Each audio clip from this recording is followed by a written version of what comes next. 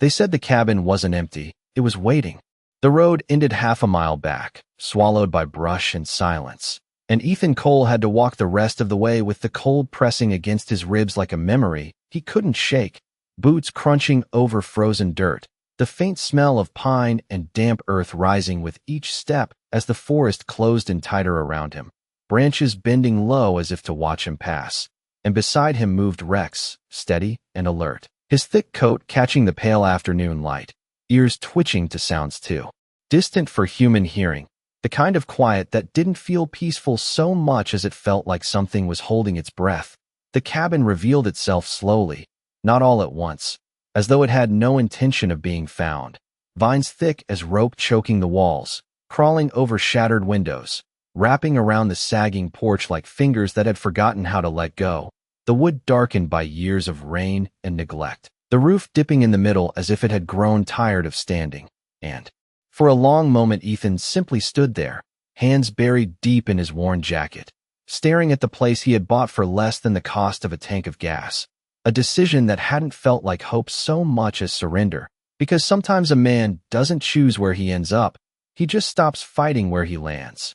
Rex moved first, stepping onto the porch with careful precision, nails tapping softly against the warped boards, his nose lifting, testing the air, and Ethan followed, each step slow, deliberate, the wood creaking under his weight like it remembered something it wasn't ready to forget, the front door hanging slightly ajar, swaying just enough to whisper against its frame whenever the wind brushed past. And when he pushed it open, the sound echoed deeper than it should have, rolling through the hollow interior like a voice traveling through time. Inside, the air was colder, stiller, dust hanging in thin strands that caught the fading light slipping through cracks in the walls. The smell of old wood and something faintly metallic lingering just beneath it, and Ethan exhaled slowly, watching his breath curl into the air. This was it. No neighbors, no noise, no past chasing him through crowded streets or sleepless nights. Just silence. The kind he thought he had been searching for. The kind he told himself he needed. Rex didn't settle, though, didn't lie down or circle the way he usually did when claiming a new space. Instead, he moved with purpose, pacing slowly across the room, pausing near the far wall, then shifting again, his body tense in a way that made Ethan's instincts stir before his thoughts could catch up. "What is it, boy?" he murmured, voice low, almost careful, as if speaking too loudly might disturb something unseen. Rex didn't answer, not with a bark, not yet, but his ears locked forward, his gaze fixed downward, and then he stopped completely, one paw lifting slightly before pressing against the floorboards, his chest tightening with a low sound, not quite a growl, not quite fear, something older, something that didn't belong to the present moment. Ethan frowned, stepping closer, the boards beneath his boots shifting with a faint, uneven creak, and then he felt it, so subtle he almost missed it, a tremor beneath the wood, a soft pulse, like a heartbeat buried deep under layers of time. He froze, listening, holding his breath without realizing it. And there it was again, faint, steady, impossible to ignore once noticed. He glanced down at Rex, whose amber eyes flicked up toward him for just a second before returning to the same exact spot on the floor, as if to say the message had already been given, and Ethan slowly knelt, placing his gloved hand flat against the worn wood, waiting, counting without thinking, the old habit returning from a life he couldn't quite leave behind. 1 second, 2, 3, and then it came again, that quiet pulse, measured, deliberate, and suddenly the silence in the cabin didn't feel empty at all, it felt occupied. The pulse did not stop, it did not fade into imagination or settle into something easy to dismiss. It continued beneath Ethan's palm with a quiet persistence that felt deliberate, as if the cabin itself was marking time in a way only it understood, and he found himself counting again without meaning to, the rhythm threading into his thoughts, steady and patient. And when he finally pulled his hand away, the absence of that faint vibration felt almost louder than the sound itself, like stepping out of a conversation that had not yet finished. Rex shifted closer, pressing his nose against the same patch of floor, inhaling slowly, deeply, his body taut with focus, and then he let out a short, low exhale, not alarmed, not panicked, but certain. The kind of certainty that did not need explanation, and Ethan felt something tighten in his chest. Not fear exactly, but recognition. The same instinct that had once kept him alive in places where hesitation had consequences. And he stood slowly, scanning the room again as if seeing it for the first time. The warped boards, the uneven seams where planks did not quite meet, the faint discoloration near the wall where moisture had crept in over the years. Except this time, there was something else beneath it all, a pattern that had not been obvious before. He moved to the far corner and back again, boots pressing into the wood with careful weight, listening, testing. And when he stepped near where Rex stood, the sound changed ever so slightly. A hollow note hidden beneath the creak, subtle enough that most would have missed it, but once heard it lingered, and he crouched again, brushing away a thin layer of dust with the back of his glove, revealing the outline of a board that looked no different from the others until you noticed the edges, worn just enough to suggest movement long ago. Outside, the wind picked up, sliding through the broken seams of the cabin walls, carrying with it the dry whisper of leaves and the distant creak of trees shifting against one another. And for a moment Ethan glanced toward the door, the fading light casting long shadows across the floor, reminding him how far he was from anything familiar, how completely alone this place was. And yet the feeling that settled over him was not isolation. It was something closer to being watched, not in a threatening way, but in the quiet, patient way of something that had waited a long time to be noticed. Rex pawed at the board once, then stepped back, ears still forward, eyes locked on Ethan, as if the next move belonged to him. And Ethan let out a slow breath, the kind that steadied his hands without him realizing it. He reached into his pack and pulled out a small pry tool, its metal edge catching a sliver of dim light.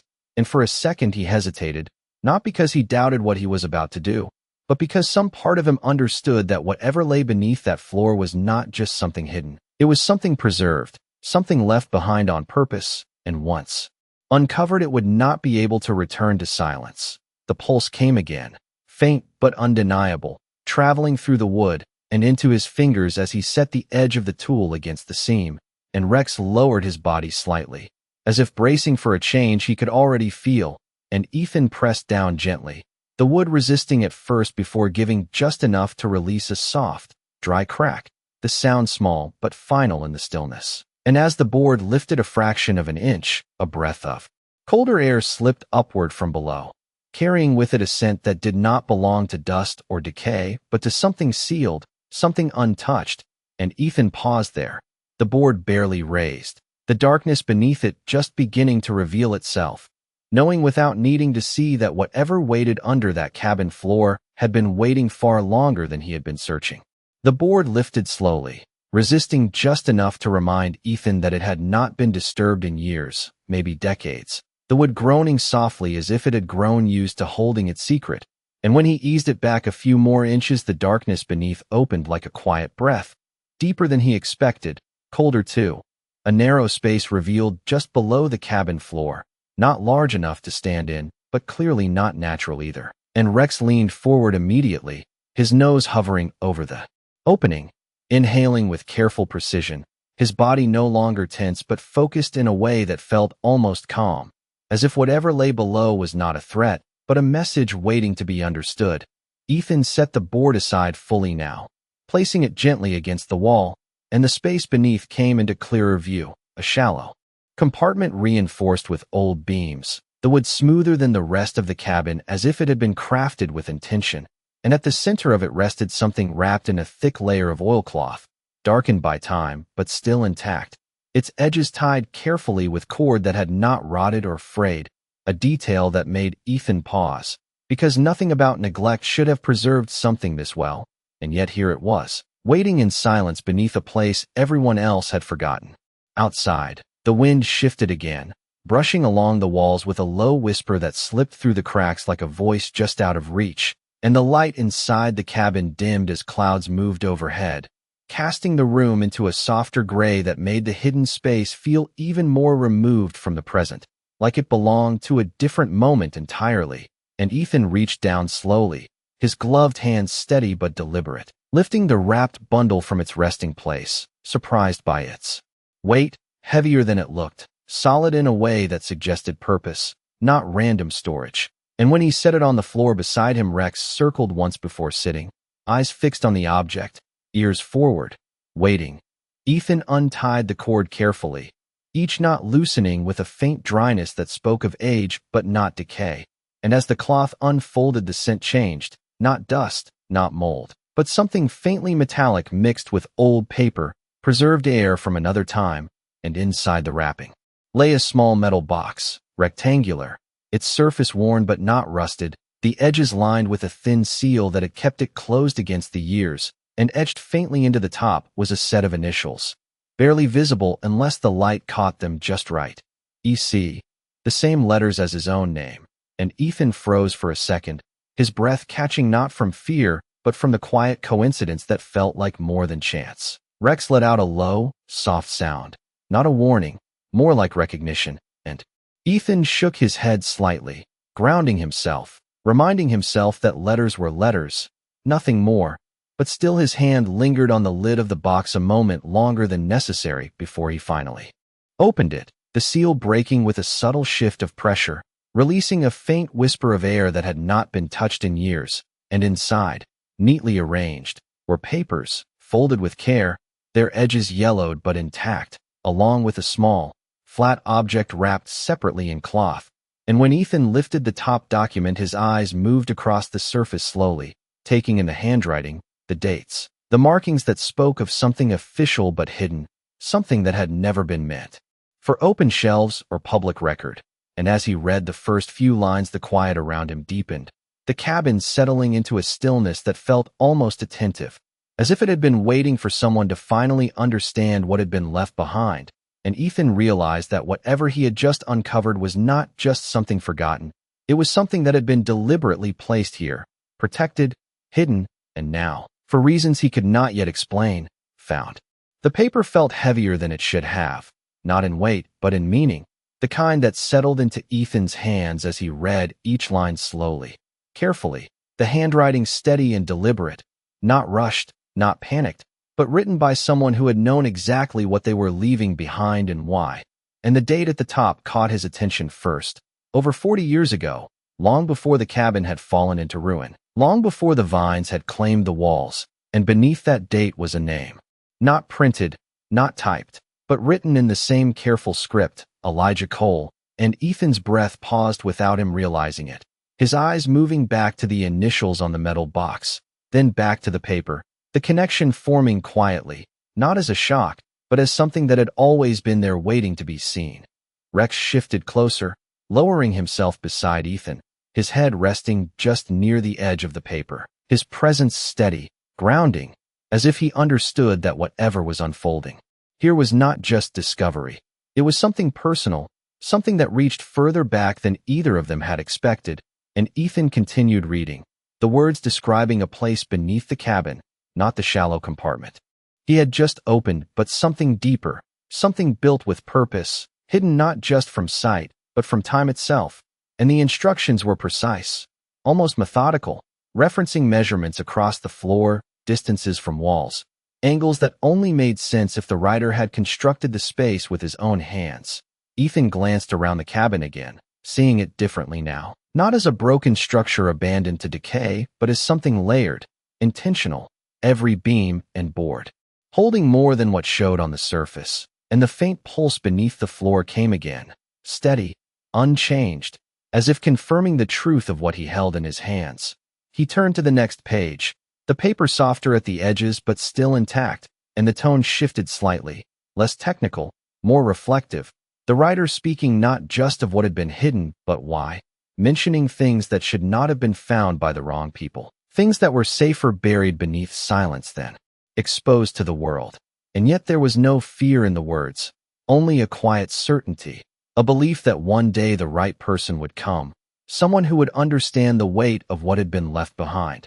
Ethan let out a slow breath, his gaze drifting toward the open floor where the board had been removed, the shallow compartment now empty except for dust that had not yet settled again. And he realized that what he had uncovered was only the beginning, a first layer, a doorway rather than a destination.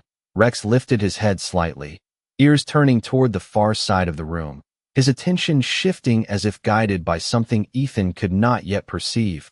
And then he stood, moving away from the open compartment with quiet purpose, crossing the room to the opposite wall where the wood looked no different at first glance. But he stopped there, placing his nose close to the baseboard, inhaling slowly. Then looking back at Ethan with that same steady, knowing gaze, Ethan folded the papers carefully, placing them back into the metal box for the moment, not closing it completely but setting it aside within reach, his focus already shifting, drawn by Rex's movement. And as he stood and walked across the room, the floor beneath his boots felt subtly different, firmer in some places, softer in others, like a map he had not yet learned to read. And when he reached the spot where Rex waited, the faintest vibration touched his feet again, not directly beneath him this time, but somewhere deeper, somewhere beyond the simple hollow he had already opened. And he realized then that the cabin was not hiding a single secret. It was guarding something far more complex, something built to remain hidden until someone was willing to listen closely enough to find it. The air near the far wall felt different, not colder exactly but denser, as if it carried something beneath it that had not yet surfaced.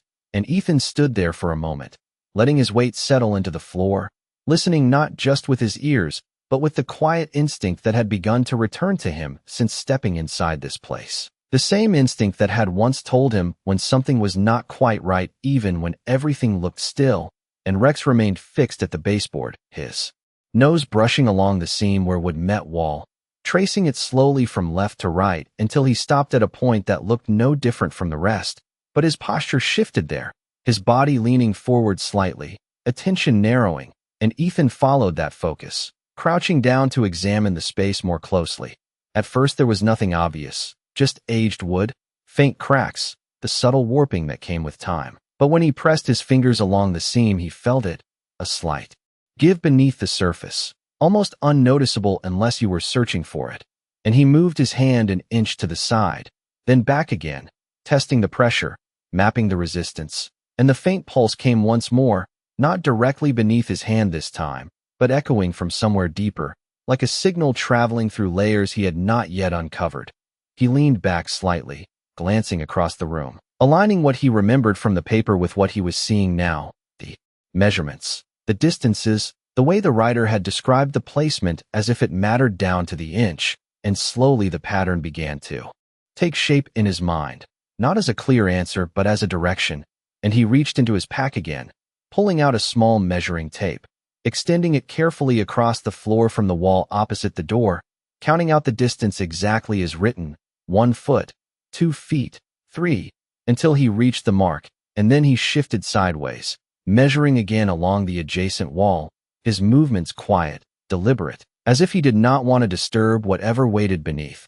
Rex watched him closely, his ears flicking with each movement, occasionally glancing down at the floor as if confirming each step. And when Ethan finally placed his hand at the intersection of those measurements, the place where the lines met, he felt it immediately, a subtle difference, not just in the sound but in the structure. The wood slightly smoother, the edges of the boards aligning just a fraction too perfectly, and he exhaled slowly, the realization settling in. This was not random, this had been built with intention, hidden with precision, meant to be found only by someone willing to look beyond the surface. Outside, the wind eased, the forest falling into a quieter stillness, as if the world itself had stepped back to let the moment unfold.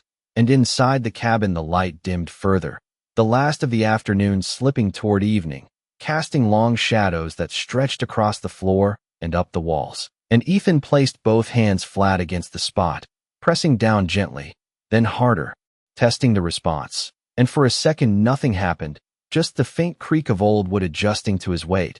But then there was a shift, a soft internal click that did not belong to the natural settling of the cabin. Something mechanical, something hidden, and Rex stepped back instinctively, his body lowering slightly, not in fear but in readiness, as if he recognized that a boundary was about to move. Ethan held his position, not rushing, not forcing it, just waiting, and the click came. Again, quieter this time, but unmistakable, followed by a subtle separation in the wood, a thin line appearing where there had been none before, running along the edge of the floor in a shape too clean to be accidental. And slowly, Almost reluctantly, the section began to give way, not lifting like a loose board but shifting as a single piece, revealing a darker space beneath, deeper than the first, and a breath of air rose from it. Cooler, heavier, carrying with it a silence that felt older than the cabin itself. And Ethan understood then that he had not just uncovered a hidden compartment. He had found the entrance to something far more deliberate, something that had been waiting for someone to follow the pattern, to listen, to trust the quiet signals that others would have ignored. And as he reached forward, preparing to open it fully, he felt a strange certainty settle over him, not about what he would find, but about one thing alone. This place had not been waiting for just anyone. It had been waiting for him. The opening widened slowly under Ethan's steady grip, the hidden section of floor shifting just enough to reveal a narrow passage descending into darkness. Not a crude hole or unfinished space, but something shaped with intent, the edges reinforced with aged timber that had held its form against time, and the air rising from below carried a stillness that felt sealed away, untouched by seasons or storms, as if whatever lay beneath had been protected from the world above. Ethan paused at the threshold, one hand resting against the edge, his breathing slow and measured, not from hesitation but from awareness, the kind that settled into his chest when he knew he was standing at the edge of something that could not be undone. And beside him Rex leaned forward, peering into the darkness with focused calm, his ears upright, his body quiet but alert, not resisting, not retreating, but ready. Ethan reached into his pack again and pulled out a small flashlight, its beam cutting a narrow path into the space below, revealing a set of wooden steps descending at a slight angle, worn but solid, each one placed with care, and the light caught on the walls, smooth in some places, rough in others, showing signs of deliberate shaping rather than natural formation. And as the beam moved deeper it revealed something else, faint markings along the wood, subtle carvings that looked almost like measurements or symbols, too precise to be random, too quiet to demand attention unless someone was truly looking. He shifted his weight and placed one boot onto the first step, testing it gently, the wood holding firm beneath him with only a soft creak, and he descended slowly, each step deliberate, the beam of light moving with him, illuminating just enough of the path ahead to guide him without revealing everything at once. And Rex followed closely behind, his presence steady at Ethan's side, his movement controlled, as if he understood that this space required a different kind of attention. The air grew cooler as they moved down, the temperature dropping just enough to be noticeable, and the faint pulse that had echoed through the floor above became clearer here, not louder but more defined, a rhythmic presence that seemed to travel through the structure itself, as if it were part of the space rather than something separate from it. And Ethan felt it through the soles of his boots, through the quiet stillness of the air, a pattern that did not feel random, that did not feel natural, but also did not feel threatening, just present, steady, waiting. The staircase ended after several feet, opening into a small chamber that stretched wider than the passage above suggested, the ceiling low but supported by beams that had been set with precision, and along the far wall sat a wooden table, simple in design but carefully placed, and on top of it rested several objects arranged with intention, not scattered, not forgotten, but left as if someone expected them to be found. Ethan stepped forward slowly, his light sweeping across the room, revealing old tools, a lantern that had long since gone dark, and a second metal container, larger than the first, positioned at the center of the table, its surface marked by time but still intact, and the pulse seemed to settle here, not coming from the walls or the floor, but from somewhere close, somewhere within reach. Rex moved ahead this time, stepping into the center of the room and stopping beside the table, his head tilting slightly as he studied the container, his body no longer tense but deeply focused. And Ethan followed, his hand lowering the light until it rested on the surface of the metal, the faint reflections shifting with each movement. And he realized then that this was not just a hidden space. It was a place prepared, a place built to hold something that mattered enough to be protected, enough to be concealed beneath layers of silence and time. And as he reached out toward the container, the quiet rhythm beneath everything seemed to pause for just a moment, as if the space itself was waiting to see what he would do next. The metal container was colder than the air around it, a quiet, steady cold that seemed to hold its own presence, and Ethan's hand paused just above the surface for a brief moment before settling onto it. Feeling the faint texture of worn steel beneath his glove, the edges smooth from time, but not damaged, not neglected, as if it had been preserved rather than forgotten. And the subtle rhythm that had followed him from above seemed to gather here, not louder, not stronger, but more centered, as though everything in this hidden space was aligned to this single point. Rex stood beside the table, his body still, his gaze fixed on the container with an intensity that was not fear but recognition, his ears angled forward, his breathing slow and controlled. And when Ethan glanced at him, there was no hesitation reflected back, only quiet certainty, the kind that did not ask questions, it simply waited for action. Ethan exhaled slowly and lifted the lid, the seal breaking without resistance, as if it had never been meant to keep him out, only to keep everything else away. And inside the container the contents were arranged with the same deliberate care as the first box. But these were different, not just documents but objects, layered in meaning. A folded map, thicker paper marked with precise lines and coordinates, a small leather-bound journal with its cover worn but intact, and beneath them, carefully wrapped, something heavier, something solid. He reached for the journal first, his fingers brushing the edge before lifting it gently, the leather soft with age but still holding its shape, and when he opened it the pages revealed the same steady handwriting he had seen before, the same measured tone, but here the words were more personal, less instruction and more reflection, entries written over time, describing the building of this space, the reasons behind it, and the weight of what had been hidden here, not out of fear, but out of responsibility. The writer speaking of something discovered, something that could change more than one life if placed in the wrong hands, something that needed to remain unseen until it reached someone who understood restraint. Ethan's eyes moved across the line slowly, absorbing not just the information but the intent behind it, the quiet discipline, the patience, the decision to step away rather than step forward. And he felt something shift inside him, a recognition that this was not just a hidden cache or a forgotten stash.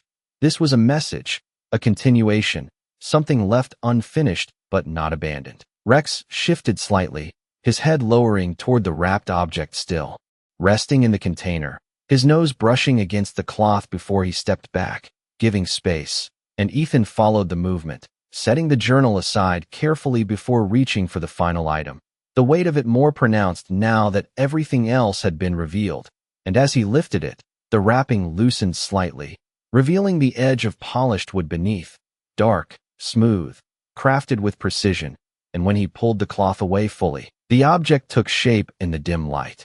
A small wooden case, reinforced at the corners, its surface etched with the same initials, EC, but this time deeper, more defined, as if meant to last longer than memory itself. The faint rhythm in the room seemed to settle again, not stopping, not changing, just continuing in its quiet pattern, and Ethan held the case in both hands, feeling the weight of it not just physically, but in meaning, understanding without needing to open it that whatever lay inside was the reason for everything else. The reason for the hidden space, the careful notes, the long silence. And he glanced once more at Rex, who met his gaze with steady calm. And in that moment Ethan realized something simple but undeniable. This was never about finding something valuable. It was about finding something entrusted, something left behind not for the world, but for the one who would know what to do with it. The wooden case rested in Ethan's hands with a quiet gravity that seemed to settle deeper the longer he held it. Not heavy in the way of simple weight, but in the way certain objects carried intention. And for a moment he did not open it. He simply stood there in the dim chamber, the faint rhythm surrounding him like a steady breath, as if the space itself understood that this moment was not meant to be rushed. Rex remained still beside the table, his gaze fixed on the case, his posture calm but attentive, the kind of stillness that came not from uncertainty but from trust. And Ethan lowered the case slowly onto the surface of the table, his fingers tracing the edges, noticing the fine craftsmanship, the precise joints, the way the lid fits seamlessly into the base, designed not just to protect but to endure. He found the latch along the front, simple, almost unremarkable, and when he pressed it, it released with a soft click that echoed lightly in the enclosed space. the sound neither. Sharp nor sudden, but final in its own quiet way, and he lifted the lid. Inside, the contents were arranged with the same deliberate care as everything else, but this time there was no layering of multiple items, no distractions, only a single object placed at the center, resting on a lined interior, and beside it, a folded letter. Ethan's eyes moved first to the object, a small metallic instrument, polished but aged, its surface reflecting the faint light in muted tones, its shape precise. Unfamiliar at first glance, but clearly crafted for a specific purpose, not decorative, not symbolic, but functional, and yet it did not resemble anything he had seen in ordinary use, its design carrying a complexity that suggested it belonged to something larger, something connected beyond this hidden room. He reached for the letter next, unfolding it carefully, the paper thicker than the others, the handwriting unmistakably the same, steady, deliberate, and this time more direct, less reflective, as if the writer had known this would be the final message, the last piece meant to be understood. Ethan read slowly, each word settling into place with a quiet clarity, the letter explaining not just what the object was but why it had been hidden, describing it as a key, not in the traditional sense, but as something capable of unlocking access, not to a physical door within the cabin, but to a location beyond it. Coordinates tied to the map he had already seen, a place that held significance far greater than anything within these walls, and the reason for its concealment became clear in the tone of the writing. Not fear, not secrecy for its own sake, but responsibility, the understanding that some discoveries carried consequences if revealed too quickly, to the wrong hands, at the wrong time. Ethan's grip on the letter tightened slightly, not from tension but from recognition, the kind that settled deep. Because the words did not instruct him on what to do, they did not demand action, they simply presented a truth and left the choice to him. And that choice felt heavier than anything he had carried in years. Rex shifted slightly, stepping closer, his nose brushing lightly against Ethan's arm before returning to the case, his presence grounding, steady, and Ethan lowered the letter slowly, his eyes returning to the instrument, the so-called key, and in that moment the faint rhythm in the room seemed to align once more, not louder, not stronger, but certain, as if everything had led to this point, not for discovery alone, but for decision. Ethan closed the case gently, not sealing it, not hiding it again, but acknowledging it, and as he stood there in the quiet chamber beneath the cabin, he understood something with a clarity he had not felt in a long time. This was never just about finding something hidden. It was about being trusted with something that required more than curiosity. It required restraint, judgment, and the willingness to choose a path not because it was easy, but because it was right. The chamber felt quieter now, not because the faint rhythm had disappeared, but because it had settled into something Ethan no longer questioned, something that no longer pressed against his thoughts, but instead moved alongside them, steady and patient, like a presence that did not need to be understood to be accepted. And he stood there for a long moment with the closed wooden case resting beneath his hand, the letter folded carefully beside it, the map and journal still within reach, all of it forming a quiet constellation of choices that no one else had seen and no one else was waiting to claim. Rex shifted slightly, his body relaxing for the first time since they had entered the hidden space, lowering himself onto the ground near the table, his head resting between his paws, eyes still open but softer now, as if whatever had drawn his attention here had completed its purpose, and Ethan noticed that change immediately, the way the tension had left the dog's frame, replaced by something closer to calm, and it told him more than any words could have, that the moment of discovery had passed, and what remained was something else entirely. He reached for the case once more, not to open it again but to hold it with intention, feeling its weight settle into his hands. And then he placed it back into the container along with the journal and the map, arranging them carefully, not hiding them, but not displaying them either, simply returning them to a place where they could rest without being forgotten. And he folded the letter last, sliding it gently beneath the lid before closing it, the soft click of the seal echoing faintly in the chamber, not final, not permanent, just complete for now. The decision did not come as a sudden realization or a dramatic shift. It arrived quietly, the way most true decisions do, forming slowly until there was nothing left to question, and Ethan understood that he did not need to follow the coordinates immediately. He did not need to uncover everything all at once, because whatever had been left behind here was not meant to be rushed. It had waited decades, and it would wait a little longer, and for the first time in a long while, he felt no urgency to escape, no need to move on, only a steady sense of place. He turned toward the stairs, the beam of his flashlight guiding the way back up, each step carrying him out of the hidden chamber and into the cabin above.